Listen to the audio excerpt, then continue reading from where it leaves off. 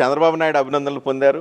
Yes, రాష్ట్రంలో అన్ని నియోజకవర్గాల కంటే మీ నియోజకవర్గంలో ఎక్కువ అభివృద్ధి కార్యక్రమాలు చేస్తున్నారు. ఎస్, నెంబర్ 1గా మీరు నిలబడ్డారు. అభివృద్ధి చేయడంలో నెంబర్ 1గా ఉన్నారు, వివాదాలు చేయడంలో కూడా నెంబర్ 1గా ఉన్నారు.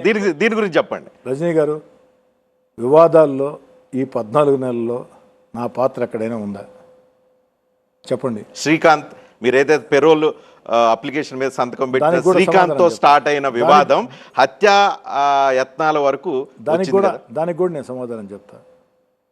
వైఎస్ఆర్ కాంగ్రెస్ పార్టీ అధికారంలో ఉన్న వేళ 16 నెలలు నేను దూరంగా జరిగిన వేళ ఆనాడు ముఖ్యమంత్రి జగన్మోహన్ రెడ్డి గారి ఆదేశాలతో అనేక మంది వైసీపీ నాయకులు, అధికారులు నన్ను, నా వెంట నడిచే నాయకుల్ని, కార్యకర్తల్ని వెంటాడి వేధించే కేసులు బనాయిస్తే, ఇబ్బందులు పెడితే, సోషల్ మీడియాలో తీవ్రంగా దుష్ప్రచారాలు చేస్తే, ఆఖరికి నా కుటుంబ సభ్యులు సైతం మానసిక క్షోభ గురి చేస్తే, అధికారంలోకి వచ్చిన తర్వాత ఆ చర్యలకి ప్రతి చర్యలు ఉండాలని ఎవరైనా భావిస్తాం, మీరైనా నేనైనా. కానీ చంద్రబాబు నాయుడు గారు చాలా కఠినంగా చెప్పారు, ఎక్కడా కూడా ప్రతీకార చర్యలు ఉండకూడదు, వాళ్ళకి మనకి తేడా ఉండేటట్టు చూసుకోండి, ఏదైనా పొరపాటు జరిగి ఉంటే చట్టబద్ధంగా నిలబెట్టండి.